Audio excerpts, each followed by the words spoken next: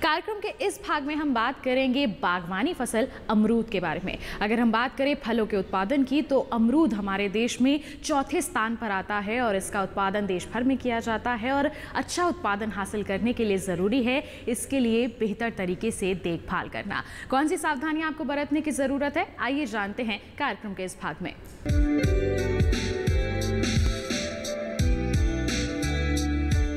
अमरूद एक महत्वपूर्ण फल फसल है। ये कम कीमत में मिल जाते हैं, इसलिए इसको आम आदमी का सेब भी कहते हैं।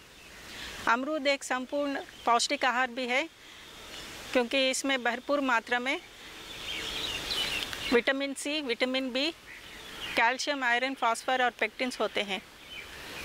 अमरूद नम और शुष्क दोनों ही जलवायु में भले बांटे फलने फूलने वाला वृक्ष है। ये भारत देश में जम्मू कश्मीर का छोड़कर हर जगह बहुत आसानी से उगाए जा सकते हैं।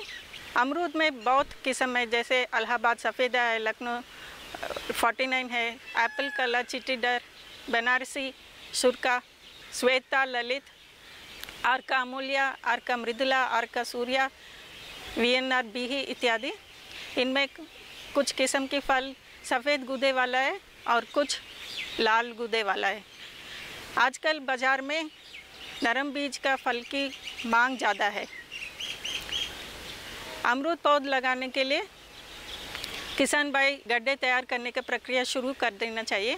रोपण के लिए 2 गुना 2 गुना 1 फीट गड्ढे में 20 से 25 किलोग्राम गोबर की खाद, 40 ग्राम सिंगल सुपर फॉस्फेट, 10 ग्राम डायमोनियम फॉस्फेट, 10 ग्राम मैग्नीशियम सल्फेट, 10 ग्राम माइक्रोन्यूट्रिएंट मिक्सचर और टॉप सॉइल ये सब मिला के डाल देना चाहिए। रोपण के लिए एक पौध से दूसरा पौध का दूरी और एक लाइन से दूसरा लाइन का बीच का दूरी इस प्रकार से होना चाहिए।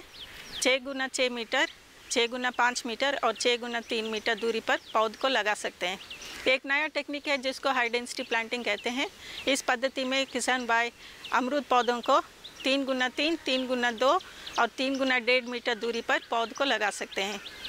और एक नया टेक्निक है जिसको मेडो ऑर्चर्डिंग नहीं तो अल्ट्रा हाई डेंसिटी प्लांटिंग कहते हैं।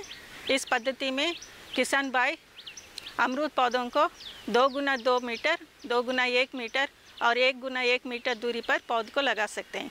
अगर किसान भाई 6 गुना 6 मीटर दूरी पर पौध को लगाएंगे तो प्रति हेक्टेयर में 277 पौध लगेंगे। अगर 2 गुना 1 मीटर दूरी पर पौध लगाएंगे तो प्रति हेक्टेयर में 5000 पौध लगेंगे। रोपण से पहले अनचाहे अंकुरन को निकाल देना चाहिए।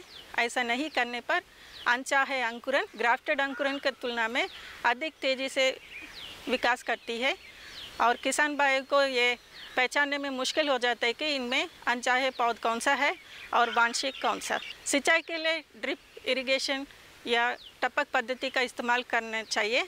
जहां ड्रिप सिस्टम लगाने का सुविधा नहीं है, किसान भाई पिचर इरिगेशन का पद्धति को अपना सकते हैं। इस पद्धति में अमरूद का दोनों तरफ तने से 1 फीट का दूरी पर गड्ढे में मिट्टी का मटका को दबा देना चाहिए और इस मिट्टी का मटका में पानी भरकर इसका ढक्कन से ढक देना चाहिए। मिट्टी का मटके में सूक्ष्म छेद होने की वजह से अमरूद पौध को आवश्यक मात्रा में नमी मिलते रहेगा। इस तरह से पानी का बचत और बेहतर इस्तेमाल किया जा सकते हैं। अमरूद पौधों को रोपण के 2 साल तक बाहरी तौर से सहारा दिया जाना चाहिए ताकि शाखाओं की टूटने की आशंका कम हो जाती है और वृक्ष वांछित दिशा में ही वृद्धि करती है। इसके लिए बांस और डंडे का इस्तेमाल भी किया जा सकते हैं। अमरूद पौधे में आरंभिक दिनों से ही कटाई छटाई का काम शुरू कर देना चाहिए ताकि पौध की आकार नियंत्रित रहे, फलन पुष्पन और फलन की वृद्धि हो सके, उत्पाद की गुणवत्ता और मात्रा में सुधार और विकास हो सके और वृक्ष के आकार ठीक हो। कटाई छटाई साल में 2 बार करना चाहिए, एक जनवरी में और दूसरा जून में।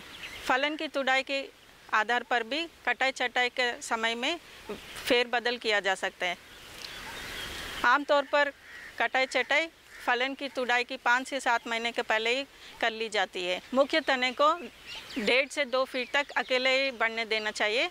उसके बाद ऊपर 2 से 3 शाखाओं की रखने का सिफारिश किया जाता है। अगर ऊपर 3 शाखों का रखेंगे तो इन शाखों का बीच का कोण 120 डिग्री बनना चाहिए। अगर इन शाखों की संख्या 4 हो तो इन शाखों का बीच का कोण 90 डिग्री होना चाहिए। इन वृक्षों को ऊंचाई ज़मीन से 4.5 से 5 फीट का ऊपर नहीं होना चाहिए।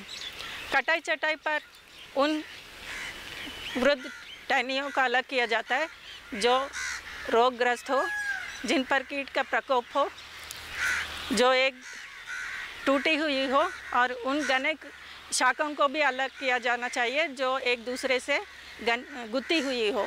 कटाई चटाई से होने वाला लाभ इस प्रकार से है। इस तरह से नई टहनियों का उत्पादकता बढ़ाई जा सकते हैं। दो कतार के बीच से यंत्रों का संचालन आसानी से कराए जा सकते हैं और छिड़काव का काम भी आसानी से कर सकते हैं, और वृक्षों को हवा और सूर्य के प्रकाश का आवश्यक मात्रा में आसानी से उपलब्ध कराए जा सकते हैं। और वृक्ष का ऊंचाई और मोटाई पर अंकुश लगा जा सकते हैं, और साथ ही साथ फलन के उत्पादन में सूर्य का प्रकाश का बेहतर इस्तेमाल किया जा सकते हैं। और जहां अमरूद का पौध को छटाई कटाई से उनका आकार संतुलित रहता है, उन्हीं वृक्षों में प्राकृतिक आपदा जैसे तेज हवा और आंधी और तूफान से संघर्ष करने का क्षमता बढ़ जाती है। फल बनने का 30 से 40 दिन के बाद बैगिंग का प्रक्रिया शुरू कर देना चाहिए ताकि सूर्य के सीधा प्रकाश का कुप्रभाव ना पड़े, फल मक्खी से बचाव किया जा सके, और फल को रंग का विकास करने में मदद मिले और फफूंदी जनित रोग से फल को रक्षा किया जा सके। बैगिंग के अलावा फेरोमोन ट्रैप्स है, लाइट ट्रैप्स है, जिसका उपयोग करके भी फल मक्खी और अन्य कीट से होने वाला नुकसान को कम किया जा सकते हैं। सूक्ष्म जीव जैसे ट्राइकोडर्मा हर्जियानम, बैसिलस सबटिलिस और एक वेस्ट डिकम्पोजर का नाम से टीका मिल रहा है बाज़ार में, इन्हें गोबर के खाद में मिला के इस्तेमाल करने से अमरूद पौधे में उकटा रोग से बचा सकते हैं। फल बनने का 100 से 100 दिन के बाद जब हल्का पीला रंग आती है, वो फल तोड़ने के लिए तैयार हो जाता है।